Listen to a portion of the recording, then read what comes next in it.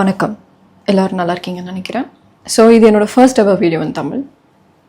So இதுவரையும் நம்ம நிறைய வீடியோவில் பேசியிருக்கோம், ஸ்டோவாக்ரஸியை பற்றி பேசியிருக்கோம். ஸோ இந்த வீடியோவில் ஸ்டோவாக்ரஸியை பற்றி டிஸ்கஸ் பண்ண போகிறோம். ஸோ நம்ம இந்த வீடியோவில் மலைகளை பற்றி பேச போகிறோம், நிறைய டாபிக்ஸை பற்றி பேச போகிறோம். ஸோ இந்த வீடியோவை ஃபர்ஸ்ட்டு ஸ்டோவாக்ரஸினா என்னன்னு ஒரு சின்னதாக எக்ஸ்பிளைன் பண்ணி ஆரம்பிக்கிறேன். நம்ம அதுக்கப்புறம் உள்ள டாபிக் உள்ள போகலாம். ஸோ ஸ்டோவாக்ரஸினா என்னன்னா, சிம்பிளாக சொல்லணும்னா, ஒரு நல்ல ஆட்சி செய்யணும், உண்மையாலுமே மக்களுக்கு நல்லது செய்யணும், இந்த பூமிக்கு நல்லது செய்யணும், அவங்க இருக்கிற நாட்டுக்கு நல்லது செய்யணும், அங்க இருக்கிற இயற்கைக்கு நல்லது செய்யணும், பறவைகளுக்கு நல்லது செய்யணும், மரங்களுக்கு நல்லது செய்யணும். ஏன்னா எல்லாம் உயிர் தானே, சரியா? அப்படின்னு நினைக்கிற ஒரு நல்ல எண்ணம் கொண்ட, உண்மையான அக்கறை கொண்ட ஒருத்தவங்க ஒரு லீடரா வரணும்னா, ஒரு பொலிட்டீஷியனா வரணும்னா, அது மாதிரி எண்ணங்கள் இல்லாதவங்க, அது மாதிரி ஆசைகள் இல்லாதவங்க, உண்மையான நல்ல நோக்கம் இல்லாதவங்க, உண்மையான நல்ல அக்கறை இல்லாதவங்க வர முடியாத அளவுக்கு நம்ம ஒரு ரிஜிடிட்டியை கொண்டு வரணும், ஒரு ரூல்ஸ் அண்ட் ரெஸ்ட்ரிக்ஷன்ஸை கொண்டு வரணும். ஏன்னா நல்ல ஒரு தகுதி இருக்கிறவங்க வரணும்னா, தகுதி இல்லாதவங்க வர முடியாத அளவுக்கு நம்ம ஒரு சிஸ்டம் கொண்டு வரணும், ஒரு செட் ஆஃப் ரூல்ஸை கொண்டு வரணும். அதுதான் நம்ம ஸ்டோவாக்ரஸியோட டாபிக். நம்ம ஸ்டோவாக்ரஸினா அதுதான். ஸோ டெமோக்ரஸியில யார் வேணா எலெக்ஷனுக்கு வந்துடலாம், யார் வேணா எலெக்ஷன்ல நிக்கலாம் அப்படின்ற ஒரு இது இருக்கு இல்லையா? ஆனா ஸ்டோவாக்ரஸியில அப்படி கிடையாது. நீ பதவிக்கு வரணும்னா கண்டிப்பா உனக்கு இது மாதிரி எனக்கு குவாலிட்டிஸ் இருக்கணும், உனக்கு இதெல்லாம் பத்தி தெரிஞ்சிருக்கணும், புரியுதா? இப்ப நீ ஒரு பொலிட்டீஷியனா வரணும்னா ஜஸ்ட் என்னமோ நீ வரக்கூடாது, வரவும் முடியாது. ஸ்டோவாக்ரஸி சிஸ்டம்ல உனக்கு அந்த லேண்ட்ஸ்கேப்பை பத்தி தெரிஞ்சிருக்கணும். நீ ஆள போறல அந்த ஒரு இடம், அந்த லேண்ட்ஸ்கேப்பை பத்தி தெரிஞ்சிருக்கணும், அங்க இருக்கிற ஈகோ சிஸ்டம் பத்தி இருக்கணும், அங்க இருக்கிற லைஃபை பத்தி தெரிஞ்சிருக்கணும், அங்க இருக்கிற தண்ணியை பத்தி தெரிஞ்சிருக்கணும், எல்லாமே உனக்கு தெரிஞ்சிருக்கணும், புரியுதா? ஏன்னா நான் தான் சொன்னேன், இதுவரை நான் நிறைய சொல்லியிருக்கேன், ஒருத்தர் மருத்துவரா தேர்ந்தெடுக்க, ஒருத்தர் ஒரு அறுவை சிகிச்சை தேர்ந்தெடுக்க யாரை வேணா விட மாட்டோம் இல்லையா? அதுக்கு ஒரு தகுதி வேணும்ல. ஏன் ஒரு லைஃபோட அவர் ஆப்ரேட் பண்ண போறாரு.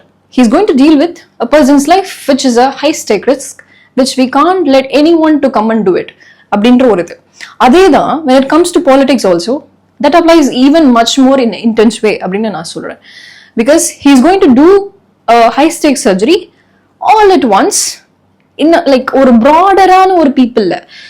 இது one-on-one இருக்க போறது கிடையாது. ஒரு பிளான், thousands of people, ஒரு பாலிசி, ஒரு பிளான், ஒரு sanction, millions of people. So அப்படி இருக்கிறப்போ நம்ம ரொம்ப ரொம்ப ரொம்ப அதுக்கு கேர் கொடுக்கணும், ரொம்ப அதுக்கு முக்கியத்துவம் கொடுக்கணும். கான்செப்ட்ல தான் நம்ம ஸ்டோவாக்ரஸியை பில்ட் பண்ணியிருக்கோம். நீ பொலிட்டீஷியனா நீ எலெக்ஷன்ல வந்து நிக்கிறதுக்கே நீ தகுதி இருக்கணும். அந்த ஃபில்டரிங், 5 ஃபில்டரிங் சேம்பர், அதுல நீ கோ த்ரூ பண்ணணும். அந்த 5 சேம்பர் மூலியமாவும் நீ அப்ரூவ் பண்ணப்பட்டனா அப்புறம் தான் நீ பொலிட்டீஷியனா வந்து நீ எலெக்ஷன்ல நிக்கவே முடியும், சரியா? அப்புறமேட்டு நீ எலெக்ஷனை ஃபேஸ் பண்ணுவ. அதுக்கப்புறமேட்டுக்கு பீப்புள் உன்னை சூஸ் பண்ணாங்கன்னா நீ மெஜாரிட்டி எடுத்து உள்ளவா.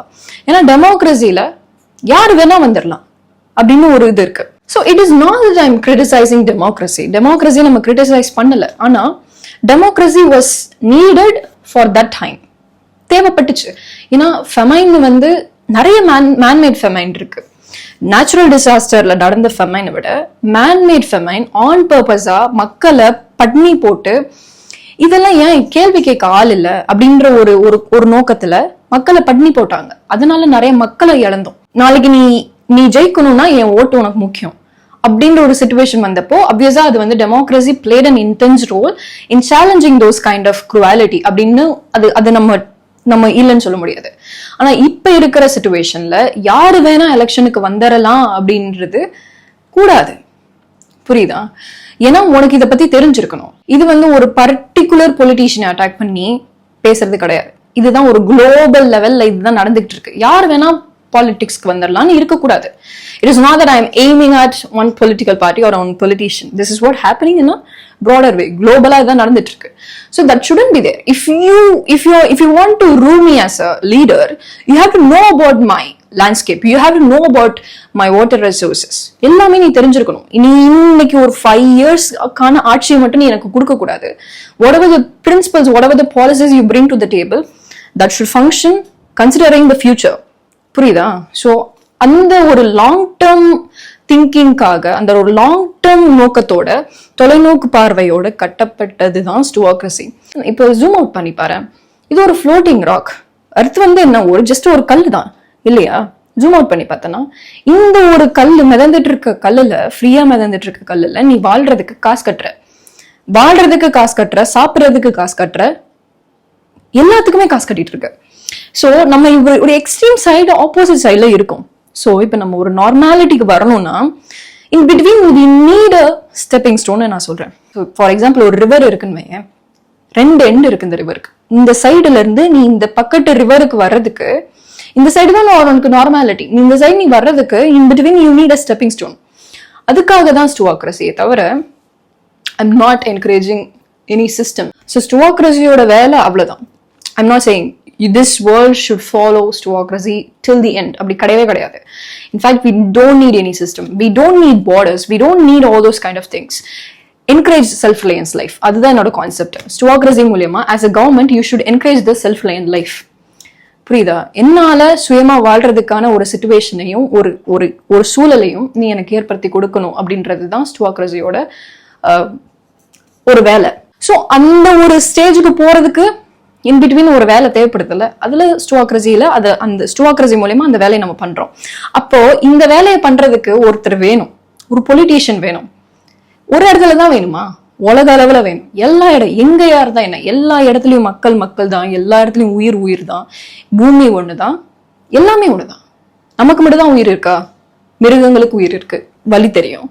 பறவைகளுக்கு உயிர் இருக்கு, வலி தெரியும். இந்த பூமிக்கு உயிர் இருக்கு, மரங்களுக்கு உயிர் இருக்கு. ஸோ இது ஒரு குறிப்பிட்ட ஒரு ஜியோகிராபிக்கலா ஒரு குறிப்பிட்ட இடத்த பத்தி நம்ம பேசல. இது உலக அளவுல வரணும்ன்றதுதான் நம்மளோட நோக்கம்.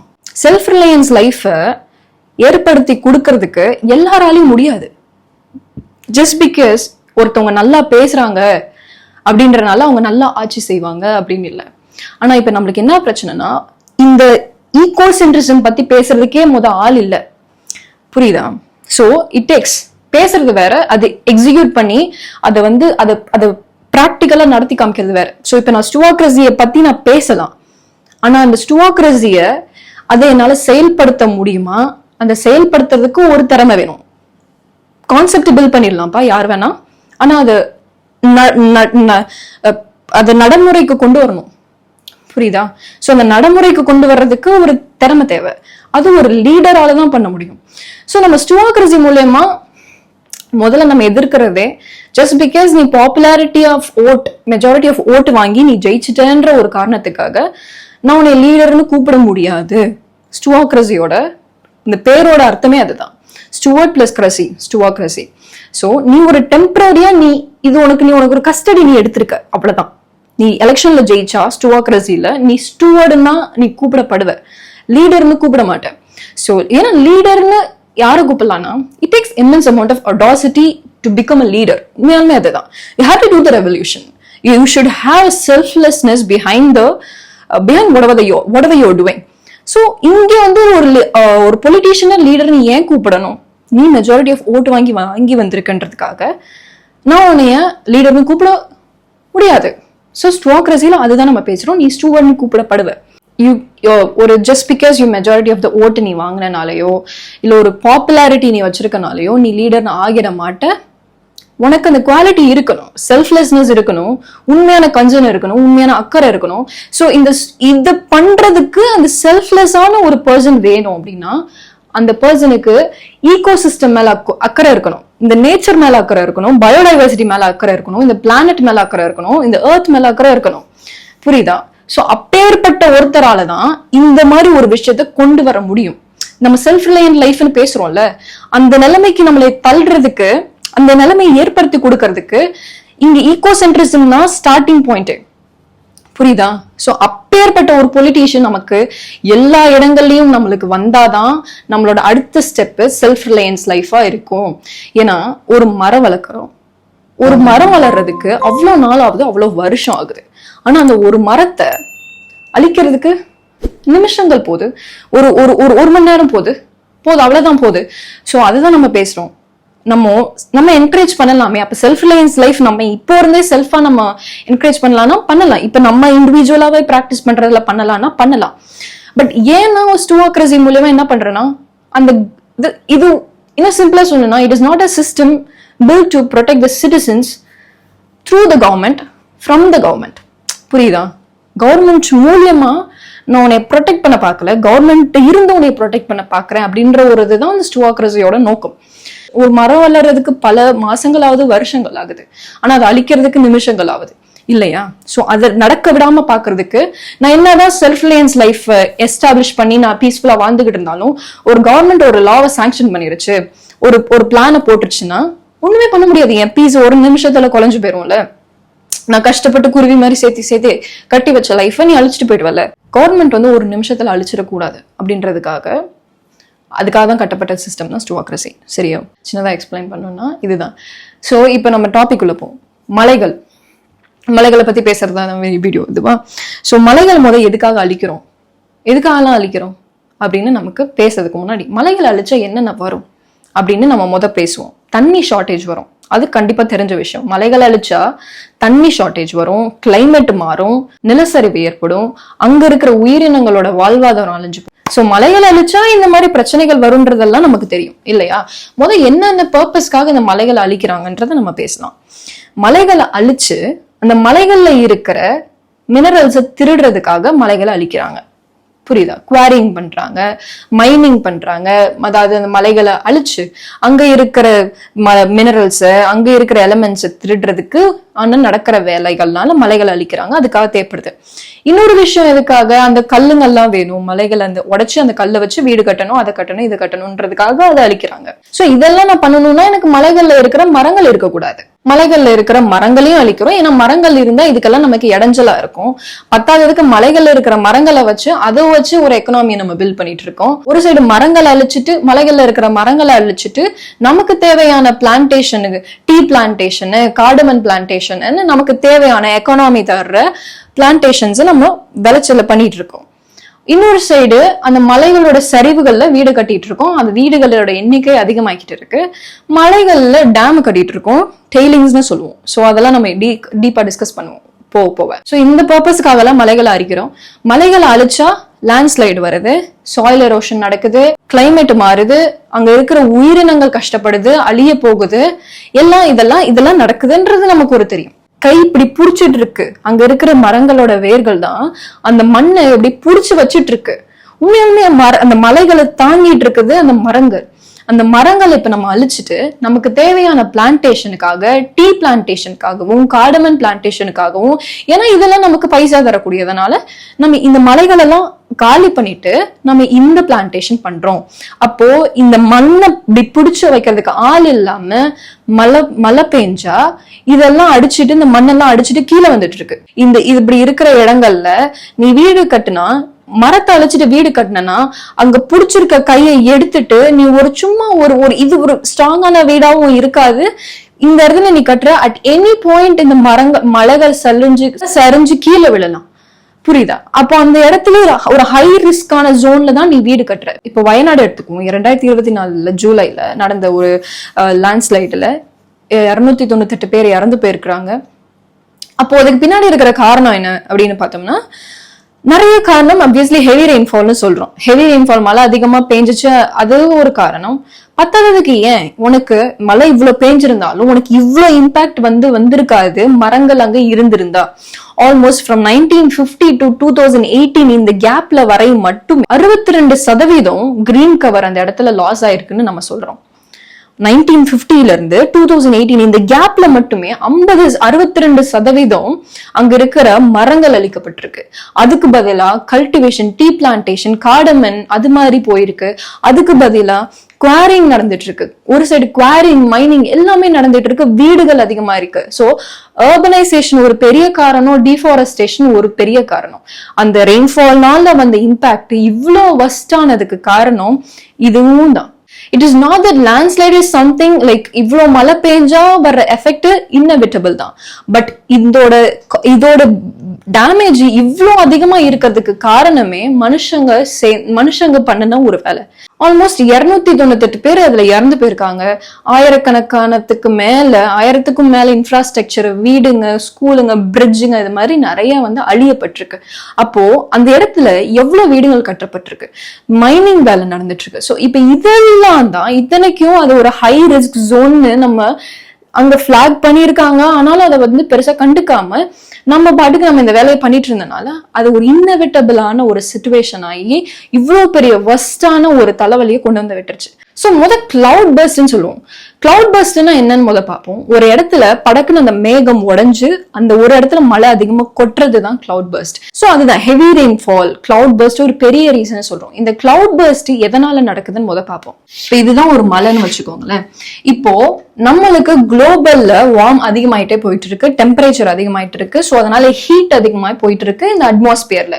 ஸோ யூஸ்வலா இந்த டெம்பரேச்சர் நம்ம காத்துல இந்த அதிகமாக ஆக ஆக 1 டிகிரி செல்சியஸ் டெம்பரேச்சர் காத்துல அதிகமாச்சுன்னு வைங்களேன், அதாவது இந்த எர்த்தோட டெம்பரேச்சர் ரைஸ் ஆகுறப்போ இந்த இடையில இந்த காத்து இருக்கு இல்லையா, இந்த காத்தோட வாட்டர் அப்சார்ப்ஷன் ரேட் வந்து 7% இன்க்ரீஸ் ஆகுது. புரியுதா? சோ இந்த காத்து எல்லாம் அப்படியே கொஞ்சம் கொஞ்சமா மிதந்து மலைக்கு மேல போய் இங்க ஒரு கிளவுடா ஃபார்ம் ஆகுது. சோ அன்லைக் இப்போ இங்க வார்மா இருக்கிறனால என்னால நிறைய தண்ணியை நான் எடுத்துக்க முடியும். ஆனா மேல போயிடுச்சுன்னா மேல அந்த கிளவுடா ஃபார்ம் ஆகிற இடத்துல கூலிங்கா இருக்கும். ஆனா இங்க நான் ஒரு கூலிங்கா இருக்கிறப்போ என்னால இவ்வளவு தண்ணியை என்னால உறிஞ்சு உள்ள வச்சிருக்க முடியாது. சோ ஏன்னா இந்த வார்மான ஏர்னால நிறைய தண்ணி அப்சர்வ் பண்ணிக்க முடியும். சோ நீ எனக்கு எவ்வளவு தண்ணி கொடுத்தாலும் நான் சூடா இருக்கிறனால நான் எல்லாம் அப்சர்வ் பண்ணி நான் சந்தோஷமா வச்சுக்குவேன். ஆனா நான் இப்படி மலை மேல இப்படி போக போக போக எனக்கு டெம்பரேச்சர் குறைஞ்சது இல்லையா, நான் கூலிங் ஆயிடுறேன்னா அந்த கூலிங்கா இருக்கிற இடத்துல என்னால இவ்வளவு தண்ணியை தாங்கி பிடிக்க முடியாது. அப்ப என்ன பண்ணிடுவேன், எல்லா தண்ணியும் கீழே போட்டுடுவேன். அதனாலதான் அந்த கிளவுட தண்ணி சேர்ற வரையும் சேருது, கொஞ்சம் சேர்ற வரையும் சேர்ந்து ஹெவியா நானே பலாருன்னு கீழே விட்டுருது. சோ கிளவுட் பர்ஸ்டுக்கு பெரிய காரணம் குளோபல்ல நம்ம எர்த்ல டெம்பரேச்சர் அதிகமாகிறது. டெம்பரேச்சர் அதிகமாகிறதுக்கு என்ன காரணம்? மலைகள், மரங்கள் இல்லாதது.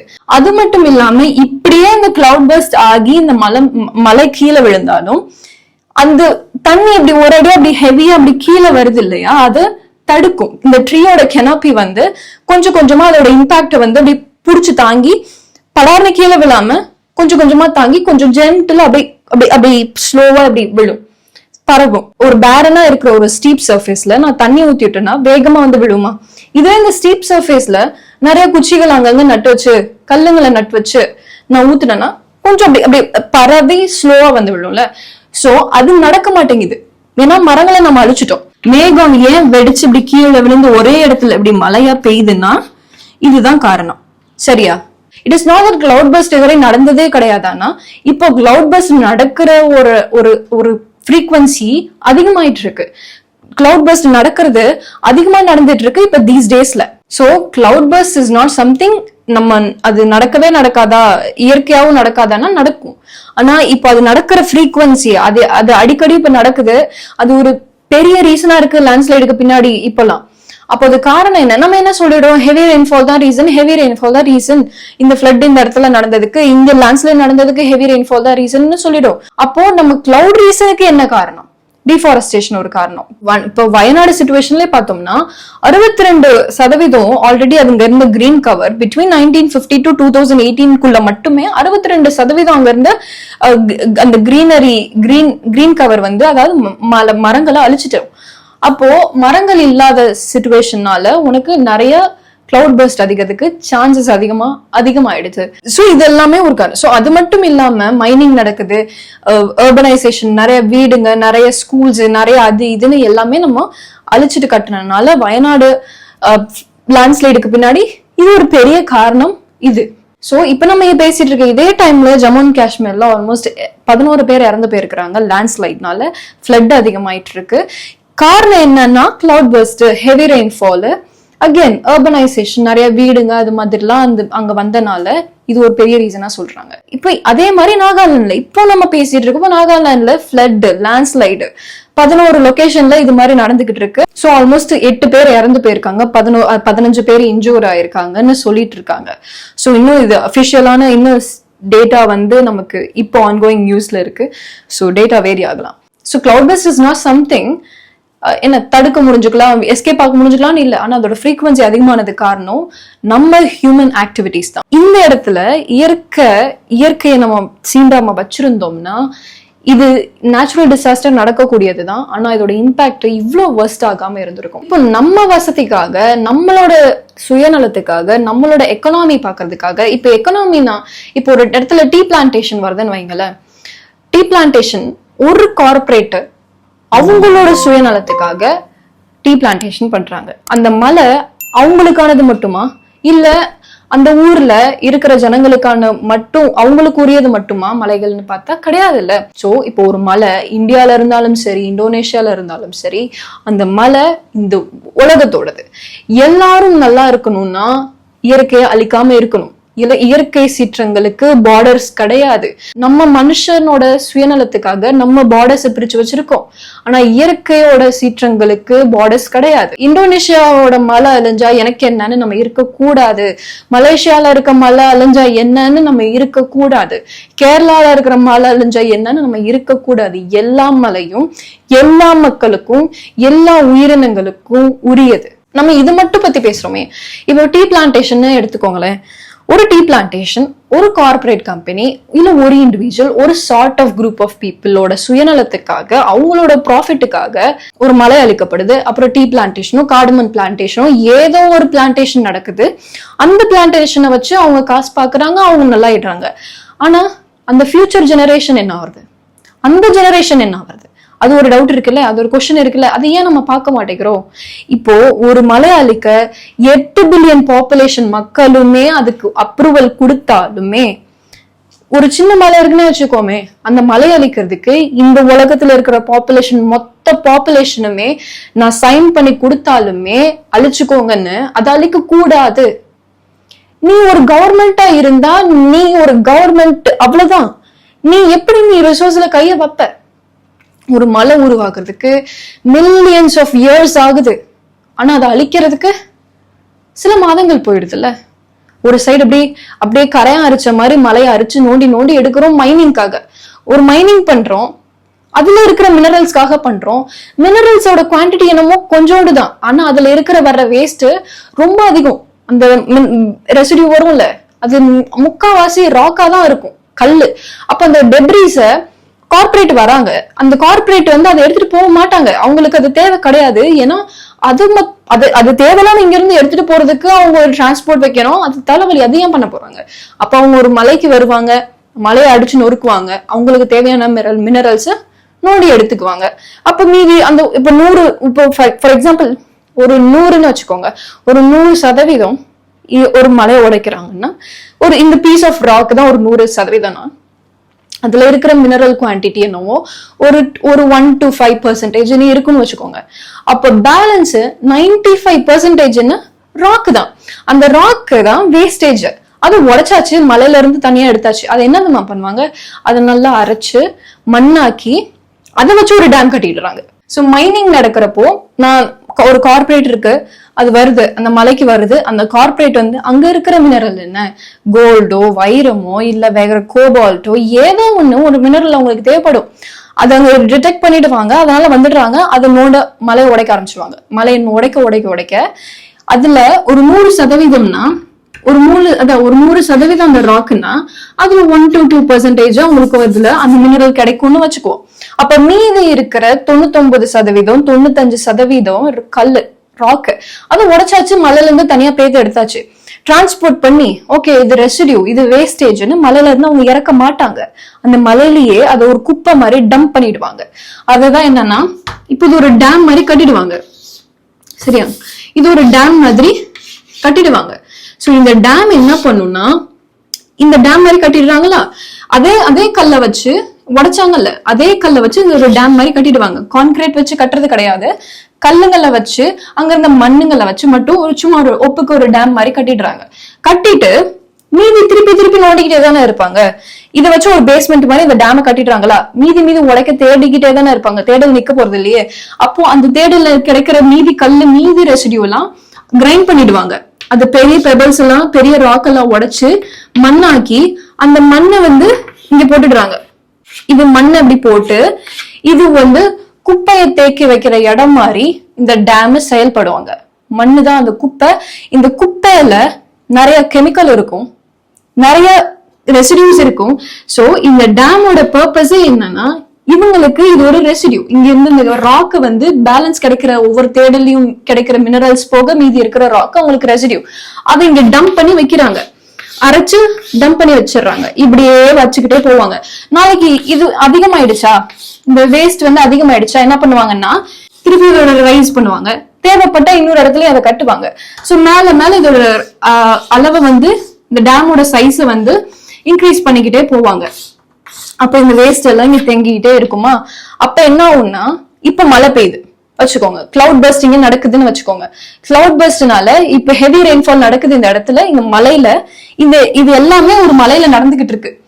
இப்ப இங்க ஒரு கிளவுட் பர்ஸ்ட் நடக்குது, இங்க ஒரு மழை பெய்யுது. இப்ப என்ன ஆகும், மழை அதிகமா பெஞ்சு கீழே வரும். கீழே வர்றப்போ ஓரளவு தாங்க முடியாத அளவு அது தாங்கும். அதுக்கப்புறமேட்டுக்கு மீதி எல்லாம் தாங்க முடியாத போகிறப்போ கிளவுட் பர்ஸ்ட் கண்டிப்பா ஹெவி ரெயின்ஃபாலா வரும். இந்த டேம் உடைஞ்சிரும். உடையறப்போ இது வெறும் தண்ணியா கீழே வராது, இந்த மழை தண்ணியா மட்டும் கீழே வராது. இந்த குப்பை, இந்த சிமெண்ட், இந்த கல்லு எல்லாத்தையும் எடுத்துட்டு ஒரு கலவையா, திக்கான ஒரு கலவையா கீழே வரும். அப்படி இருக்கப்பதான் பத்தாவதுக்கு நம்ம இங்க என்ன கட்டி வச்சிருக்கோம், வீடு கட்டி வச்சிருக்கோம், ஸ்கூல் கட்டி வச்சிருக்கோம், இன்ஃப்ராஸ்ட்ரக்சரை வளர்த்து வச்சிருக்கோம், ரெசார்ட்ஸ் கட்டி வச்சிருக்கோம். கீழே இந்த ஸ்டீப்ல எல்லாமே காலி, எல்லாமே அழிஞ்சிரும். இந்த எல்லாமே வந்து இது மூடிடுது ஒரேடியா. இதுக்கு பேரு தான், இப்படி கட்டுறாங்கல்ல, இதுக்கு பேரு தான் டெய்லிங்ஸ்னு சொல்லுவாங்க. சோ இதெல்லாம் நடக்கிறப்போ உனக்கு கீழே வந்து ஃப்ளட் வர்ற தண்ணி வெறும் தண்ணியா மட்டும் இருக்காது. இந்த கலவைகள் கலந்த ஒரு குப்பை தண்ணி, ஒரு திக்கான தண்ணி வந்து விழுறப்போ வீடு காலி, ரெசார்ட் காலி, எல்லாமே காலி, லைஃபே காலி. சோ இது மாதிரி ஒரு லேண்ட்ஸ்லைட் நடக்கிறப்போ நிறைய டிஸ்பிளேஸ்மெண்ட் நடக்குது, நிறைய மனிதர்கள் சாகுறாங்க. இது மட்டும் தான் சாகப்படுதா? மனுஷங்க மட்டும் தான் சாகுறாங்களா? அங்க இருக்கிற வாழ்வாதாரம் என்னாச்சு? மிருகங்கள் என்னாச்சு? பறவைகள் என்னாச்சு? நம்ம அவங்கள்ட்ட பெர்மிஷன் கேக்குறோமா? சோ தன் கைய வச்சு தான் கண்ணையே குத்திக்கிற ஒரு மனுஷனோட நிலைமையே இதுனா, அங்க இருக்கிற மிருகங்கள் என்ன பண்ணுச்சு? அங்க இருக்கிற உயிரினங்கள் என்ன பண்ணுச்சு? புழு என்ன பண்ணுச்சு? பூச்சி என்ன பண்ணுச்சு? அது ஒண்ணும் இந்த குருவாலிட்டியை பண்ணலையே. அது ஒண்ணும் இந்த பிளான்டேஷன் மூலியமா காசு சம்பாதிக்கலையே. அது ஒண்ணும் இந்த மைனிங் மூலியமா வர்ற ப்ராஃபிட்டை வச்சு மாளிகை கட்டலையே. அப்ப அதுங்களோட நிலைமை, அதுங்களோட வாழ்க்கை என்னாச்சு? அதெல்லாம் நம்ம ஏன் யோசிக்க மாட்டேங்கிறோம்? ஏன் வர்ற பொலிட்டீஷியன்ஸ் ஏன் அதை பத்தி பேச மாட்டேங்கிறோம்? ஏன் அதை கன்சர்வாவே எடுத்துக்க மாட்டேங்கிறோம்? ஒரு மைனிங் நடக்குது, ஒரு குவாரிங் நடக்குது, இதையே ஏன் நம்ம ப்ராஃபிட்டா பாக்குறோம்? இப்போ இந்த ஜெனரேஷன்ல நான் ஒரு டெம்பரரியா இந்த உலகத்துல வாழ்ற ஒரு ஆளுதான். எல்லாருமே அப்படித்தானே. நம்ம வருவோம், இறந்து போறோம், நமக்கு அப்புறம் ஒரு ஜெனரேஷன் வரும். அவங்கள்ட்ட பெர்மிஷன் கேட்டோமா? இந்த ஒரு மலையை அழிக்கிறதுக்கு 8 பில்லியன் பாப்புலேஷனே சைன் பண்ணி அழிச்சுக்கோங்க, எனக்கு பிரச்சனை இல்லைன்னு நம்ம கொடுத்தாலுமே அழிக்க கூடாது இல்ல? ஏன்? இது something it didn't happen during my life time. என்னோட வாழ்க்கை டைம்ல இந்த மழை ஃபார்ம் ஆக கிடையாது. அதுவும் இல்லாம இந்த மழை உருவாகிறதுக்கு மில்லியன்ஸ் ஆஃப் இயர்ஸ் ஆகுது, அழிக்கிறதுக்கு மாசங்கள் போகுது, அவ்வளவுதான் தேவைப்படுது. சோ 1-2 கார்பரேட்டோட ப்ராஃபிட்டுக்காக மலைகளை அழிச்சுக்கிட்டு இருக்கோம். அந்த மலை உனக்கு சொந்தமானது, அந்த மலை எல்லாருக்கும் சொந்தமானது. ஜஸ்ட் பிகாஸ் அந்த ப்ராப்பர்ட்டி உன் பேர்ல இல்லைன்றதுக்காக அது உன்னோடது இல்லைன்னு கிடையாதே. இல்ல, அது உன்னோடதுதான், உன்னோட ப்ராப்பர்ட்டி. அது ஒவ்வொரு மலையும் உன்னோட ப்ராப்பர்ட்டி. நீ இந்தோனேஷியால இருந்தாலும் சரி, மலேசியால இருக்கிற மலை உனக்கும் தான் சொந்தம். புரியுதா? நீ இந்தியாவில இருந்தாலும் சரி, யூஎஸ்ல இருக்கிற மலை உனக்கும் சொந்தம். இது எல்லாரோட ப்ராப்பர்ட்டி. நம்ம அந்த ப்ராப்பர்ட்டி இப்ப என்னோட ப்ராப்பர்ட்டினா உனக்கு கன்சர்ன் அதிகமாகணும்னா ஆகணுமா, இல்ல அதை கொலை பண்ணி எடுத்து, இல்ல அதை அழிச்சு எடுத்து அதை நான் எனக்கு சுயநலமா வச்சுக்கணும்னு நினைப்பியா? ஒரு அட்லீஸ்ட் ஒரு டைம் பேசிஸ்லயாச்சும் இதை பாரு. ஒரு மலை உருவாக்குறதுக்கு அவ்வளவு வருஷங்கள் ஆகுது, அவ்வளவு வருஷங்கள். அப்படி ஒரு உருவான மலை எப்படி நம்ம அழிக்கிறோம்? ஏன் அழிக்கிறோம்? சோ 1-2 கார்பரேட்டோட பெனிஃபிட்டுக்காக நம்மளோட ரிசோர்ஸ நம்ம திருடிக்கிட்டு இருக்காங்க. நம்மளோட ரிசோர்ஸ் நம்ம கிட்ட இருந்து. புரியுதா? ஒரு கார்பரேட்டோட பெனிஃபிட்டுக்காக, ஒரு இண்டிவிஜுவலோட பெனிஃபிட்டுக்காக, அவங்க காசு பார்த்து அவங்க மாளிகை கட்டுறதுக்காக நம்மளோட மலையை அழிச்சிட்டு இருக்காங்க. அந்த மலை உனக்கு சொந்தமானது, உன் ஃபியூச்சர் ஜெனரேஷனுக்கு சொந்தமானது, எல்லா உயிரினங்களுக்கும் சொந்தமானது. 8 பில்லியன் பாப்புலேஷன் சைன் பண்ணி கொடுத்து நீ மலைய அழின்னு சொன்னாலுமே நீ அழிக்க கூடாது. ஏன்னா அங்க இருக்கிறது யாரு? மிருகங்கள் இருக்காங்க, பறவைகள் இருக்காங்க. அப்ப அவங்கள்ட்ட யார் பெர்மிஷன் வாங்குனா? புழு பூச்சி இருக்காங்க, அதுங்கள்ட்ட யார் பெர்மிஷன் வாங்குறா? மரங்களுக்கு உயிர் இருக்கு, அதுங்கள்ட்ட யார் பெர்மிஷன் வாங்குறா? வாங்குறது கிடையாதே. நம்ம ஹியூமனிட்டியை பேசுறோம், எனக்கு ஹியூமனிட்டி இருக்கு. நம்ம ஹியூமனிட்டி ஏன் நாய்களுக்கு பூனைகளுக்கு நான் மட்டும் வேலை செய்யுது, மற்ற உயிரினங்களுக்கு ஏன் வேலை செய்ய மாட்டேங்குது? பேசுறாங்க, நம்ம அங்கே நம்ம மரம் வளர்த்துட்டு தானே இருக்கோம், நம்ம மரம் ஒரு சைடு ரீஃபாரஸ்டேஷன் நடந்துகிட்டு தான் இருக்கு அப்படின்னு பேசுறாங்க. பிரிஸ்டன் ட்ரீன்னு சொல்லுவோம். பிரிஸ்டன் ட்ரீனா ஆதி காலத்து ட்ரீ, பழைய ட்ரீ, ரொம்ப வருஷங்களா, பல வருஷங்களா இந்த உலகத்துல இருக்கிற ட்ரீ, 1000 வருஷங்களா இப்படி இருக்கிற ட்ரீ. அது ஒரு ரிச்சான ட்ரீ, அது ஒரு ரிச்சஸ்ட் ட்ரீ. அது that is the home for நிறைய மைக்ரோப்ஸ், ஃபங்கை, நிறைய பேர்ட்ஸ். அந்த ஒரு பழைய மரத்துக்கு ஈடா 1000 புது மரம் நட்டாலும் ஈடு வராது. ஒரு பழைய மரம் ஆயிரக்கணக்கான வருஷங்கள் இந்த உலகத்துல வாழ்ந்துட்டு இருக்குன்னு வைங்க. இந்த சைடு அந்த மலையை அழிச்சிட்டு இந்த சைடு உனக்கு ரீஃபாரஸ்டேஷன் 1000 ட்ரீ நட்டு தரேன்னா அந்த 1000 ட்ரீயோட வேல்யூ கிடையாது. It is not that I'm against some reforestation or planting new trees. What I'm saying is that in order to achieve that superiority, அந்த ஒரு பழைய மரத்தோட தன்மையை அடிக்கிறதுக்கு, to attain the quality of that tree, these trees, the newly planted trees, have to overcome almost thousands of years in order to achieve that state, in order to achieve that level. என்ன புரியுதா? So அது மட்டும் இல்லாம இந்த பழைய tree இருக்கு இல்லையா, 1000 வருஷமா இந்த உலகத்துல வாழ்ந்த ட்ரீ இருக்கு இல்லையா, ஆயிரக்கணக்கான வருஷங்களா அது எப்படி செயல்பட்டு இருந்திருக்கு? இந்த உலகத்துல இருக்கிற கார்பன் டை ஆக்சைடு எல்லாம் அப்சர்வ் பண்ணி தன்னோட ட்ரங்க்ல ஸ்டோர் பண்ணிட்டு இருக்கு. அதோட ட்ரை வேஸ்ட், அதோட ட்ரங்க்ல பார்த்தோன்னா ட்ரை வேஸ்ட்ல அதிகமா கார்பன் இருக்கு. சோ அது கார்பனை தன் உடம்புல சேர்த்து வச்சுட்டு இருந்திருக்கு. ஆயிரக்கணக்கான வருஷங்களா இந்த உலகத்துல இருக்கிற கார்பன் எல்லாம் அப்சர்வ் பண்ணி தான் உடம்புல சேர்த்து வச்சுட்டு இன் ரிட்டர்ன் ஆக்சிஜனை கொடுத்துட்டு இருந்திருக்கு. இப்போ இந்த மரத்தை அழிக்கும் போது பல இந்த ஸ்டோர் பண்ணி வச்சிருந்த கார்பன் எல்லாமே வெளியே வெடிக்கும். ஸ்லாஷ் அண்ட் பர்ன் மெத்தட் மூலியமாவோ நம்ம அந்த மரத்தை காலி பண்ணும்போது நிறைய அது இத்தனை வருஷங்களா ஸ்டோர் பண்ணி வச்சிருந்த கார்பன் பாம்னு சொல்றோம். அதுதான் கார்பன் பாம் மாதிரி வெடிக்கும். அது இந்த அட்மாஸ்பியர்ல இத்தனை வருஷங்களா ஸ்டோர் பண்ணி வச்ச கார்பன் எல்லாத்தையும் ரிலீஸ் பண்ணி விட்டுரும். அப்போ carbon bomb almost 2.5% something, I forgot the exact ratio. அந்த காரணம் குளோபல் வார்மிங்க்கு பங்கு கொடுக்கறது இது மாதிரி பழைய மரங்களை கொல்றதுனால. சோ பழைய மரங்களை நம்ம வெட்டுறதுனால இந்த குளோபல் வார்மிங்க்கு ஆல்மோஸ்ட் இதுவும் ஒரு பங்கு கொடுக்குது. அப்போ அந்த பழைய மரங்களுக்கு 100 மரங்களை நம்ம இப்ப புது மரத்தை நட்டாலுமே ஈடுன்னு கிடையாது. நம்மளால 1000 மாட மாளிகையை கட்டிக்கலாம் இப்ப இருக்கிற டெக்னாலஜி வச்சு. ஆனா அந்த ஒரு மலை அது மாதிரி உருவாக்க முடியுமா? முடியாதே. அப்புறம் ஏன் அழிக்கிறோம்? நம்மளால ஒரு விஷயம், நான் தான் சொல்றேன், கன்சம்ஷன் ரேட்டு, அதோட நம்ம ஒரு விஷயத்த consumption rate should never exceed the restoration ரேட்டுன்னு நான் சொல்றேன். அதை ஒரு விஷயத்த நீ கன்சியூம் பண்றேன்னா அதோட கன்சியூம் பண்ற ஒரு ரேட் இருக்கு இல்லையா, அது இந்த பூமியோட செரிமான தன்மையை விட அதிகரிக்க கூடாது. இப்போ fast trending brands, clothing brands, பத்தாததுக்கு advanced technology, use and throw things, இதெல்லாம் என்ன ஆகுது? குப்பைகளை இந்த பூமிக்கு அதிகமா கொடுத்துக்கிட்டே இருக்கு. பூமியால இதை செரிக்க முடியாது. இந்த பூமி இதை செரிக்கிறதுக்கு ஒரு டைம் எடுக்கும். ஆனா அந்த செரிக்கிற டைமை விட நம்ம குப்பை கொட்டுற டைம் அதிகமாயிடுச்சு, குப்பை அதிகமாயிடுச்சு. அந்த பூமியால இதை செரிக்க முடியல, பூமி திணறுது. இது ஒன்னும் நம்ம இல்லைன்னா பூமி இல்லைன்னு இல்லையே. பூமி பல ஃபேஸ இந்த பூமி பார்த்திருக்கு. ஒரு காலத்துல வெறும் கல்லா இருந்திருக்கு, ஒரு காலத்துல டைனோசர் இருந்திருக்கு, இது மாதிரி பல ஐசேஜ் தாண்டி இருக்கு, ஆஸ்ட்ராய்டரா தாண்டி இருக்கு. பூமிக்கு நம்ம ஒரு பொருட்டு கிடையாது. It is not something that you pay to the earth. If you want to be alive on this earth, you better pay respect to it. அதுதான் இங்க கான்செப்ட். நீ இல்லைன்னா பூமி இல்லைன்னு கிடையாது. பூமிக்கு நீ இத்தனைக்கோண்டு ஒரு தான். நீ இல்லைன்னா அது நீ வந்தா இரு, நீ இல்லைன்னா இரு. நாளைக்கு ஒரு ஆஸ்ட்ராய்டு வந்து இங்க இடிச்சு மனுஷன் செத்து போறான்னா பூமிக்கு ஒண்ணும் இல்லை, அது ஒரு ஃப்ளோட்டிங் ராக். அது பாட்டுக்கு அதோட வேலையை சுத்திக்கிட்டு தான் இருக்கும். ஆனா நீ பண்ற ஒவ்வொரு வேலையுமே, மனுஷன் பண்ற ஒவ்வொரு வேலையுமே நம்ம கண்ணை நம்மளே குத்திக்கிற மாதிரி. இப்ப நம்ம இது மாதிரி எல்லாம் பண்றோம், அதுல இருக்கிற அனிமல்ஸ் செத்து போகுது. இப்ப இந்த மாதிரி மலைங்களை அழிக்கிறனால அனிமல் பாதிக்கப்படுது, அதோட சாப்பாடு இழக்குது, அது தங்குற இடத்தை இழந்துருது, அது தண்ணியை இழந்துருது, அதெல்லாம் ரீப்ரொடியூஸ் பண்ண முடியல. ஏன்னா இப்போ பேட்சா ஆயிடுது இல்ல, அங்கங்க நம்ம மரத்தை அழிக்கிறோம்னா ஹேபிடேட் வந்து பிராக்மெண்டேஷன் சொல்லுவோம். Habitat fragmentation. இங்க கொஞ்சம் பேர் இருப்போம், மரத்தை நீங்க அழிச்சிட்டா நீ ரோடு போட்டுட்டியோ வீடு கட்டிட்டியோ என்னமோ பண்ணிட்டியோ மைனிங் பண்ணிட்டு இருக்கியோ.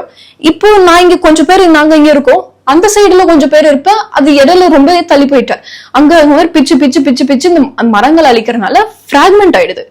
இப்போ இதனால ரீப்ரொடக்ஷன் எஃபெக்ட் ஆகப்படுது. இன்பிரீடிங் நடக்குது, இன்டர்பிரீடிங் நடக்கல. அதனால அது ஜெனட்டிக்கலாவே அந்த அனிமல்ஸ் வீக் ஆகுது. சில டைம்ல ரீப்ரொடியூஸ் பண்ண முடியாம, அதோட பேரை தேட முடியாம அந்த இனமே அழிஞ்சு போயிடுது. ஒரு வல்ச்சர்னு ஒரு ஸ்பீஷிஸ் இருந்தது. வல்ச்சர் இருக்கு தெரியுமா? அந்த வல்ச்சர் பிணந்தின்னி வல்ச்சர் தெரியும்ல, அந்த வல்ச்சரை டைக்ளோஃபினாக்ன்ற ஒரு டேப்லெட்டை மனுஷங்க, இது அனிமலுக்கு எவ்வளவு எஃபெக்ட் ஆகும், ஈகோசிஸ்டம்ல இந்த டேப்லெட்டோட எஃபெக்ட் என்ன பாதிக்க கொடுக்கும் அப்படின்றத பார்க்காத கொடுத்தனால என்ன ஆயிடுச்சு, இந்த டைக்ளோஃபினாக்கை வந்து சஜஸ்ட் பண்ண ஆரம்பிச்சிட்டாங்க. ஆன்டி இன்ஃபிளமேட்டரி ட்ரக் தான் என்ன பண்ணாங்க, டைக்ளோஃபினாக்கை சஜஸ்ட் பண்ண ஆரம்பிச்சிட்டாங்க அனிமல்ஸ்க்கு, அதாவது லைஃப் ஸ்டாக் அனிமல்ஸ்க்கு, ஆடு மாடு இதுங்களுக்குலாம். அப்ப என்னாச்சு, இந்த வல்ச்சர்ஸோட சாப்பாடே இது மாதிரி செத்து போன அனிமல்ஸ் இப்படி ஓப்பன் ஃபீல்டுல இருக்கிறப்போ ஒரு சின்ன கொஞ்சம் செகண்ட்லயே ஒரு கேங்கா ஒரு வல்ச்சர்ஸ் வந்துச்சுன்னா இப்படி கண்ணு சிமிட்டுறதுக்குள்ள சாப்பிடும். இப்போ என்ன பண்ணிருக்கோம், ஆன்டி இன்ஃபிளமேட்டரி ட்ரக்கா இந்த டைக்ளோஃபினாக்கை இந்த அனிமல்ஸ்க்கு எல்லாம் கொடுத்துட்டோம்.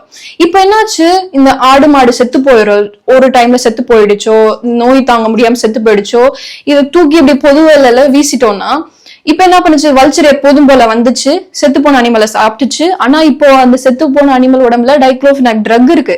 அந்த ட்ரக்கை சாப்பிட்டனால என்ன ஆயிடுச்சு, வல்ச்சர் செத்து போச்சு. ஆனா அந்த வல்ச்சரால எவ்வளவு கொடிய வைரஸையுமே சரிச்சு தூக்கி எறிகிற, நியூட்ரலைஸ் பண்ற சக்தி இருக்கு. அதோட ஆசிட், வல்ச்சரோட வயிற்றுல இருக்கிற ஆசிட் அவ்வளவு ஸ்ட்ராங், அதால போனை டைஜஸ்ட் பண்ண முடியும். இந்த மாதிரி எவ்வளவு அனிமல் செத்து போன அனிமலை சாப்பிட்டாலுமே பாக்டீரியா ஒண்ணு அஃபெக்ட் பண்ணாது, கொடிய வைரஸ அதை அஃபெக்ட் பண்ணாது. சோ இங்க என்ன பண்ணிருக்கு, வல்ச்சர் ஒரு டிஃபென்ஸ் மெக்கானிசமா இருந்திருக்கு. லிட்டரலா ஒரு டிஃபென்ஸ் தான் உனக்கு, மனுஷங்களை வந்து இந்த கொடிய நோய்களை தாக்காம டிஃபென்ஸ் மாதிரி இருந்திருக்கு. ஏன்னா இப்ப இந்த செத்து போன அனிமல் உடம்புல இருந்து என்ன வரும், பாக்டீரியாலாம் ரிலீஸ் ஆகுமா, மனுஷங்களோட எஃபெக்ட் ஆகுமா. இப்ப போய் எலி சாப்பிட்டுச்சு, பூனை சாப்பிட்டுச்சு, நாய் சாப்பிட்டுச்சுன்னா அந்த பாக்டீரியா அந்த வைரஸ் எல்லாம் அந்த அனிமல் எஃபெக்ட் பண்ணுமா. அந்த அனிமல்ஸ் வந்து மனுஷங்க கான்டாக்ட்ல அதெல்லாம் அதிகமா இருக்கிற அனிமல்ஸா, அது நம்மளை கடிக்கிறப்பயோ நம்மளோட புழக்கத்துல அது வந்து அதோட தடயங்கள் வந்துடுறப்பயோ நம்ம அந்த நோய் வந்து நமக்கு எஃபெக்ட் ஆயிடும். சோ ரேபீஸ் நோய் அப்படிதான் வந்தது. வல்ச்சர் செத்து போயிட்டு இருக்குன்னு ஒரு சைடு பாப்புலேஷனு, ரேபிஸ் நோயோட இன்ஃபெக்ஷன் அதிகமாயிடுச்சு. ஏன்னா இந்த அனிமல் கிட்ட, செத்து போன அனிமல்ஸ் கிட்ட இருந்து இந்த ரேபிஸ் வந்திருக்கு. வல்ச்சர் இருந்திருந்தா இந்த செத்து போன அனிமல்ஸ வல்ச்சர் சாப்பிட்டு இருக்கும். ஆனா வல்ச்சர் இல்ல, கொடிய வைரஸால எல்லாம் வல்ச்சரை ஒண்ணுமே பண்ண முடியல. வல்ச்சரோட வயிற்றுல இருந்த ஆசிட் அவ்வளோ ஸ்ட்ராங். ஆனா அப்படி ஒரு வல்ச்சரால இந்த டைக்ளோஃபினாக்கோட ட்ரக்கோட எஃபெக்ட தாங்க முடியாம செத்து போக ஆரம்பிச்சிச்சு. மில்லியன்ஸ் ஆஃப் வல்ச்சர்ஸ் வந்து செத்து போச்சு இந்த டைக்ளோஃபினாக் ட்ரக்னால. ஆனா மனுஷங்க நம்ம ரிசர்ச் பண்றோம், 1000 ரிசர்ச் பண்ணோம். இந்த ஈகோசிஸ்டம்ல இந்த ஒரு ட்ரக் கொடுத்தா அந்த அனிமலுக்கு மனுஷங்களுக்கு என்ன ஆகும்னு மட்டுமே தான் நம்ம மனுஷ மூளை சிந்திக்குதே தவிர, இது ஈகோசிஸ்டம்ல இது சுத்தி என்ன நடக்கும், இந்த ஃபுட் செயின் மூலியமா வேற அனிமல் இது எஃபெக்ட் ஆகுமான்றது நம்ம யோசிக்கல. மில்லியன்ஸ் ஆஃப் வல்ச்சர் பாப்புலேஷன் குறைஞ்சு செத்து போனதுக்கு அப்புறம் தான் நம்ம கண்டுபிடிக்கிறோம், ஓ டைக்ளோஃபினாக் வந்து வல்ச்சரால ஏத்துக்க முடியல, இந்த செத்து போன அனிமல்ஸோட உடம்புல டைக்ளோஃபினாக் ட்ரக் இருந்திருக்கு, அதை வல்ச்சர் வந்து சாப்பிட்டப்போ வல்ச்சருக்கு சேராம செத்து போயிருக்குன்றத பல மில்லியன்ஸ் ஆஃப் வல்ச்சர்ஸ் செத்து போனதுக்கு அப்புறம் தான் நம்ம மனுஷங்க உட்காந்து சிந்திக்கிறோம். அப்ப அதெல்லாம் என்ன, இப்போ இதனால என்னாச்சு, நான் சொன்னேன் ரேபிஸ் நோய் வந்துச்சுன்னு சொன்னா, இந்த செத்து போன அனிமல்ஸ போய் என்ன பண்ணுது இந்த வல்ச்சர்ஸ், இப்போ இந்த செத்து போய் இந்த டைக்ளோஃபினாக் ட்ரக் இருக்கிற அனிமல், செத்து போன அனிமலை போய் பூனை சாப்பிடுது, நாய் சாப்பிடுது, எலியெல்லாம் சாப்பிடுது. இந்த அனிமல்ஸ் மூலியமா இந்த ரேபிஸ்ங்கிற வைரஸ் மனுஷங்களை வந்து ரீச் ஆகுது. அனிமல்ஸும் அஃபெக்ட் ஆகுது, மனுஷங்களையும் வந்து ரீச் ஆகுது. ஒரு சைடு வல்ச்சரோட பாப்புலேஷன் குறைய, இன்னொரு சைடு ரேபிஸோட இன்ஃபெக்ஷன் ரேட் அதிகமாச்சு. ஸோ ஒரு அனிமல், ஒரு பேர்டு, ஒரு புழு, ஒரு பூச்சி இல்லைன்னா எனக்கு என்னன்னு இருந்தா இதுதான் நடக்கும். இப்ப நம்ம பார்த்தோம் வல்ச்சர் செத்து போனனால ரேபிஸ் எவ்வளவு கொடூர தாண்டவம். இன்ன வரையும் நம்மளுக்கு ரேபிஸ் ஒரு பெரிய தலைவலியா இருக்கு இல்லையா? வல்ச்சர் பாப்புலேஷன் ரொம்ப குறைஞ்சு போச்சு. வல்ச்சர் வந்து ஒரு வருஷத்துக்கு ஒரு முட்டை அது மாதிரிதான் போடும். அது ஒரு வருஷத்துக்கு ஒரு குட்டி, அதுதான். இப்போ வல்ச்சரோட பாப்புலேஷன் ரொம்ப குறைஞ்சு, ரொம்ப கம்மியா இருக்கு. ரொம்ப ஒரு 1% இது மாதிரிதான் இருக்கு. இங்க ஈகோ சிஸ்டம் எப்படி இருக்குன்னா, ஒரு புழு செத்து போனா கூட மனுஷங்களை அது பாதிக்கும். புரிஞ்சுதா இல்லையா? இந்த ஈகோ சிஸ்டம் அப்படிதான், ஒரு சர்க்கிள், ஒரு லூப். இங்க ஒண்ணு காலினா இங்க எஃபெக்ட் ஆவ, நீ இங்க ஒண்ணு காலினா நீ எஃபெக்ட் ஆவ. இப்ப இந்த மலைகள் எல்லா உயிரினங்களுக்கும் சொந்தமானது. எத்தனையோ ஸ்பீஷிஸ் காணா போயிடுச்சு. கேட்டா மரங்கள் இல்ல, இது இல்ல, இது இல்லைன்னு சொல்றோம். நம்மளால எக்ஸாக்ட் ரீசனை ட்ராக் பண்ண முடியல. ஏன்னா நம்ம அது ஒண்ணு பெருசா நம்ம அதை கண்டுக்கிறது இல்லையே, மிருகங்களை கண்டுக்கிறது இல்லையே. நம்ம நல்லா கண்டுக்கிட்டு நல்லா அனலைஸ் பண்ணி பார்த்தோம்னா தெரிஞ்சிடும் எவ்வளோ அனிமலோட எக்ஸ்டிங்ஷன் பின்னாடி மனுஷங்க இருக்காங்கன்றது நல்லா தெரிஞ்சிடும். ஆனா நம்ம அதை பெருசா அதுக்கு ஒரு கேர் கொடுக்கறது இல்லை. எக்ஸ்டிங்க்ட், எண்டமிக், என்டேஞ்சர்ட்னு ஃபிளாக் மட்டும் பண்ணி வச்சிடறோம். ஆனா அதுக்கு பின்னாடி பெரிய ரீசனே மனுஷங்க தான். மனுஷங்களோட சஸ்டைனபிலிட்டிக்காக அழிக்கல, லக்ஸுரிக்காக அழிச்சுக்கிட்டு இருக்கோம். ஸோ எங்க எது அழிஞ்சாலும் அதோட அழிவோட இம்பாக்ட் நம்ம ஃபீல் பண்ணுவோம், எல்லாரும் ஃபீல் பண்ணுவோம். It is not that human can escape. தாங்க முடியும் கொஞ்ச நாள் வந்து அதோட இம்பாக்ட் வந்து நம்மள ரீச் ஆகாம கொஞ்சம் இப்படி தடுத்து வைக்க முடியும். அந்த தடுத்து வைக்கிறதுலயுமே நிறைய பாதிப்புகள் இருக்கும். சரியா? It is not that it is not going to reach. It is going to take a long time to reach just because we have enough amount of prevention and methods and precautions. It is not the fact at all. In fact, if anything, it is going to take a little bit of time. That is what. But even in that time duration, we are going to face a lot of things, which is going to, whatever the precaution methods that we go through, it is going to be that itself is going to be a problem for us. So no matter what you adapt as a precaution method, that will eventually become your own problem. புரிஞ்சுதா? ஏதோ ஒரு prevention, இதை prevent பண்றதுக்காக நான் இந்த system நான் adapt பண்ணிக்கிட்டேன். இந்த நோய் என்னை தாக்கக்கூடாதுன்றதுக்காக இந்த ஒரு இதை நான் எடுத்துக்கிட்டேன், இதை நான் சாப்பிட்டுட்டு இருக்கேன், இந்த ஒரு பில்ஸ் எடுத்துட்டு இருக்கேன், இந்த ஒரு மெடிசன் எடுத்துக்கிட்டு இருக்கேன் அப்படின்னா மெடிசன் எல்லாமே சைடு எஃபெக்ட் இல்லாமலாம் வருது. யோசிக்கணுமா? நான் அதான் சொன்னேனே, human beings are the only population who will kill their own immune system only to buy vaccine. என்ன லாஜிக் நமக்கு பின்னாடி இருக்கு? நம்ம 6 அறிவு இருக்கு, ஆனா நம்ம என்ன லாஜிக்ல நம்ம ஃபங்க்ஷன் ஆயிட்டு இருக்கோம்? இப்போ அழிவலோட விளிம்புல இருக்கிற நிறைய species, lion tailed macaque, Nilgiri tahr, purple frog, Himalayan musk deer, red panda, இது மாதிரி நிறைய அனிமல்ஸ் வந்து அழியக்கூடிய நிலைமையில இருக்கு. நிறைய பேர்ட்ஸ் இழந்துட்டோம். 36% வந்து ஹியூமன் பாப்புலேஷன் வைங்களேன். இப்போ இந்த உலகத்திலே 36% சம்திங் ஹியூமன் பீயிங் பாப்புலேஷன் இருக்கு. 60% லைஃப் ஸ்டாக் அனிமல் பாப்புலேஷன், மீதி 4% தான் மத்த அனிமல்ஸ், மத்த வைல்டு மேமல்ஸோட பாப்புலேஷனே 4% தான் இருக்கு வைல்டு மேமல்ஸ். இப்போ 60% மத்த அனிமல்ஸ் இருக்கே, லைஃப் ஸ்டாக் அனிமல்ஸ் இருக்கே, ஆடு மாடு கோழி எல்லாம் இருக்கே அப்படின்னு நம்ம நினைக்க முடியுமா? அப்ப நம்ம 60% இருக்கணும்னா நம்ம கண்ணு திரும்புற இடம் எல்லாமே அந்த அனிமல்ஸ் தான் இருக்கணுமே. பார்க்க முடியாது இல்லைல்ல? நம்ம கண்ணு திரும்புற இடம் எல்லாமே மனுஷங்களா தானே இருக்கிறாங்க, பில்டிங்கா தான் இருக்கு, ஏதோ ஒரு கம்பெனியா இருக்கு. கண்ணு திரும்புற இடம் எல்லாம் 60% பாப்புலேஷன் அவங்க தான் இருக்கிறாங்கன்னா கண்ணு திரும்புற இடம் எல்லாம் ஆடு மாடு கோழி இதுதான் சுத்தணும். ஏன் சுத்தல? ஏன்னா இது அனிமல்ஸ் எல்லாமே ஆன் பர்பஸ் அதிகமா வச்சிருக்காங்க, மனுஷனை ஃபீட் பண்றதுக்காக, மனுஷனை சாப்பாட வைக்கிறதுக்காக இதெல்லாம் வளர்க்குறாங்க. ஃபார்ம்ல ஒரு க்ளோஸ்டான சர்க்கிள்ல போட்டு நெருக்கத்துல நெருக்கி அவ்வளோ ஒரு ஹை ஸ்ட்ரெஸ்ஸான ஒரு என்விரான்மெண்ட்ல வளர்க்குறாங்க. அப்போ ஹியூமன் பீயிங்ஸ் வந்து நான் இயற்கையாவே மனுஷங்க இதெல்லாம் அப்போ இது நான் என்ன சொல்றேன், இப்போ வேகனிசம் நம்ம பேசணும்னா it is not that human beings வந்து ஆடு மாடு இதெல்லாம் சாப்பிடாமலாம் வளரல. மம்முத்துல இருந்து எல்லாமே வேட்டையாடி சாப்பிட்டு வளர்ந்த மனுஷங்க தான். இப்ப என்ன நான் பேசுறோம்னா எல்லாம் மனுஷங்க சாப்பிடக்கூடியவங்க தான், நம்ம அப்படிதான். ஓகே, நம்ம ஆன்சிஸ்டர்ஸை பத்தி பேசணும்னா அவங்க எல்லாம் சாப்பிடக்கூடியவங்க தான். திடீர்னு வேகனிசம்னா பாரு எனக்கு கெனைன் டீத் இருக்குன்னா பேசலாம். ஆனா நீ ஒண்ணு புரிஞ்சுக்கணும், அப்போ அவைலபிலிட்டிக்கு ஏத்த மாதிரி தானே சாப்பிட்டாங்க. இப்போ எனக்கு என்ன கிடைக்குதோ நான் சாப்பிட்டேன். இப்ப எனக்கு மில்லட்ஸ் தான் கிடைக்குதா, நான் மவுண்டன்ல வாழ்ந்தேன்னா எனக்கு மில்லட்ஸ் தான் கிடைக்குதா, நான் சாப்பிட்டேன். எனக்கு மவுண்டன்ல அனிமல்ஸ் தான் கிடைக்குதா, வேட்டையாடி சாப்பிட்டேன். கீழே நான் இப்ப இந்த வேற ஒரு பிளேன்ல இருக்கேன்னா, கடல் கிட்ட இருக்குன்னா எனக்கு கடல் கிட்ட இருந்தா எனக்கு மீன் இதெல்லாம் தான் கிடைக்கும், அதை சாப்பிட்டேன். அப்ப எனக்கு என்ன அவைலபிலிட்டியோ அதுதான் நான் சாப்பிட்டேன். இப்ப எப்படி இருக்குன்னா, எங்கேயோ ஒரு உள்ளுக்குள்ள ஒரு ஊர்ல இருந்தாலும் அனிமல் அங்க கிடைக்கலனாலும் நம்மளால வாங்கி சாப்பிட முடியுது. ஏன்? இது ஆன் பர்பஸா சாப்பிட மனுஷனை வைக்கணும்ன்றதுக்காகவே ப்ரொடக்ஷன், அதிகமாக்கப்பட்ட ப்ரொடக்ஷன் தான் அனிமல் ப்ரொடக்ஷன். இது World War II இம்பாக்ட் தெரியுமா? World War IIல இந்த நிறைய வீடியோல நம்ம நிறைய வீடியோல டிஸ்கஸ் பண்ணிருக்கோம். World War IIல நிறைய மிஷன் செஞ்சாங்க, பாம்பு, இந்த ஆர்ட்லரி ஷெல்ஸ்ல இதெல்லாம் செய்யறதுக்காக. திடீர்னு World War II நின்று போச்சு, எக்ஸ்பெக்ட் பண்ணல. அச்சோ என்ன நின்று போச்சு, அப்ப இந்த பண்ணிருக்க மிஷன் இதெல்லாம் நான் என்ன பண்றது, இவ்வளோ செலவு பண்ணிருக்கேனே, அதை ரீபர்பஸ் பண்ணு. அந்த மிஷினை வச்சு இப்போ நீ பாம்பு இதெல்லாம் தயாரிக்க வேண்டாம், அதே மிஷினை வச்சு ஃபர்டிலைசர் தயாரிப்போம், பெஸ்டிசைட் தயாரிப்போம்னு அதே மிஷினை ரீபர்பஸ் பண்ணாங்க.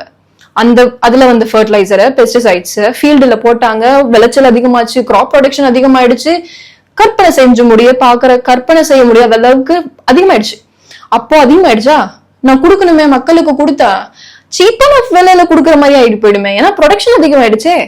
அப்ப என்ன பண்ணுவேன், ஐயோ ப்ரொடக்ஷன் ஆயிடுச்சுன்னா இது சீப்பா தானே விற்பேன், நிறைய இருக்கு அப்படின்னா சீப்பா தானே விற்பேன், சீப்பா எனக்கு விற்க வேண்டாம்.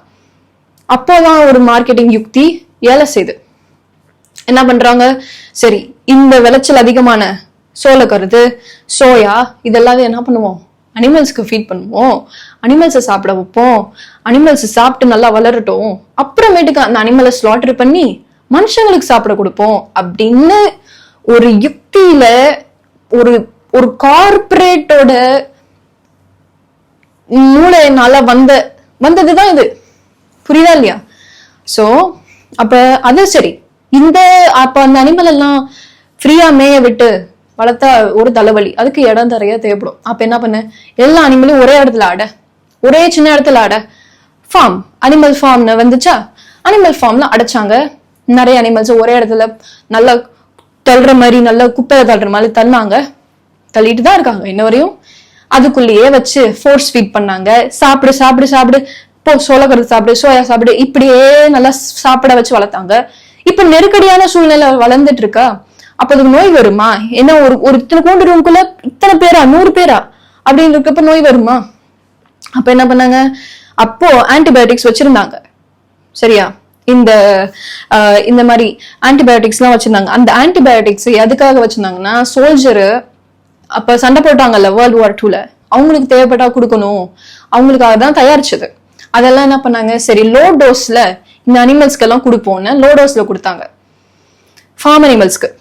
ஏன்னா இது ஒரு காம்பாக்டான என்விரான்மெண்ட்ல இருக்கா, அதனால ஃபார்ம் அனிமல்ஸ்க்கு லோ டோஸ்ல கொடுத்தாங்க. அப்பதான் தெரியுது, ஓ இது கொடுத்தா அந்த அனிமலோட வளர்ச்சியும் அதிகமாகுது, அதே சமயத்துல நோய் பாதிக்குச்சு சாவாமலும் இருக்கு அப்படின்னு கண்டுபிடிச்சிட்டாங்க. அப்ப என்ன பண்றாங்க, அதையும் கொடுக்குறாங்க, வச்சும் ஃபீட் பண்றாங்க. சரி, எனக்கு இப்போ நல்லா மீட்டும் பல்க் ஆயிடுச்சு, அதுவும் சாகாம இருந்துச்சு. அதுக்கப்புறம் ஸ்லாட்டர் பண்ணி எப்படி தெரியுமா பிராண்டிங் பண்ணி வித்தாங்க, நீங்க World War IIல கஷ்டப்பட்டீங்க, இந்தாங்க இதுதான் உங்களுக்கு பிரைஸ், இதுதான் ரிவார்ட், இப்படிதான் அந்த மார்க்கெட்டிங் பண்ண ஆரம்பிச்சாங்க. புரியுதா? So it is not that human beings always were going behind these kind of food stuff. They weren't always going behind these meat, beef. It was something strategically introduced to the human beings so that they will become addicted to it for the sake of corporate benefits. இதனாலதான் நடந்தது. So நம்ம இன்னைக்கு இதை defend பண்றோம். இப்போ animals சரி உனக்கு இஷ்டம், புரோட்டீனுக்காக சாப்பிட்ற எல்லாம் ஓகே, ஆனா என்ன சொல்றேன், சரி நீயாச்சும் நீயே வள. அந்த காலத்துல சாப்பிட்டாங்க, அனிமல் ஹஸ்பண்டரி வச்சிருந்தாங்க, அந்த அனிமலை மேய விடுவாங்க, அதை நல்லா ஓப்பன் ஃபீல்டுல சுத்துங்க, லைஃப் வாழ்ற வரையும் சந்தோஷமா வாழுங்க. அதுக்கப்புறம் தான் அது மேல எடுத்து சாப்பிட்டாங்க. இப்ப என்னாச்சு, அதுங்க வாழ்க்கையே பார்க்கல, வாழ்க்கையே சின்ன இடத்துல முடிஞ்சிருது. அதுங்களுக்கு புல்தரைய பார்க்கல, சந்தோஷமா அதுங்களுக்கு சந்தோஷமே பார்க்கல. ஸோ அப்படியே முடிஞ்சிருது அதுங்க வாழ்க்கை. அதுங்க ஒரு ஸ்ட்ரெஸ்ல வாழுது.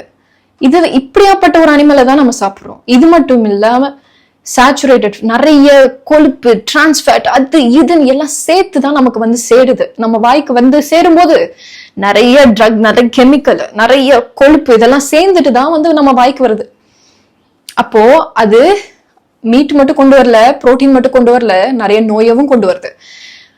அப்ப நம்ம சொல்லலாம், அப்படின்னா ஒன்னும் பெரிய எவிடன்ஸ் கிடையாதே, ரிசர்ச் பண்ண விட்டுருவாங்களா, எவிடன்ஸை வெளியே வர விட்டுருவாங்களா?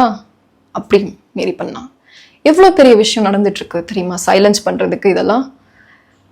இப்படியே நம்ம இதை டிஃபெண்ட் பண்ணிட்டு இருந்தோம்னா நாளைக்கு வருது லேப் க்ரோன் மீட், அதையும் நம்ம நார்மலைஸ் பண்ணிடுவோமா? பாரு, எனக்கு ப்ரூஃப் இல்லையே, அப்ப எனக்கு இதெல்லாம் சாப்பிட்டா இவ்வளவு பாதிப்பு வரும்னு ப்ரூஃப் இல்லையேன்னு சொல்லி அதையும் ஓகேன்னு சாப்பிடலாமா? இதுதான் நடக்குது. இத திட்டம் போட்டு மனுஷங்களை சாப்பிட வச்சாங்க, மனுஷங்க அடிக்ட் ஆனாங்க, அடிக்ட் ஆயிட்டோம் இல்லையா? இப்ப நீங்க மீட் இல்லாம ஒண்ணும் இல்லை. Meet is not something affordable சொல்லாதீங்க. மீட் அஃபோர்டபிள் கிடையாது. அமெரிக்கால 800 டைம்ஸ் நம்ம பப்ளிக் ஃபண்டிங் கொடுக்கறது யாருக்கு போகுது? இது மாதிரி அனிமல்ஸ் வச்சு வளர்க்குறாங்கல்ல, இது மாதிரி ஃபார்ம்ஸ் வச்சிருக்காங்கல்ல, அவங்களுக்கு தான் போகுது.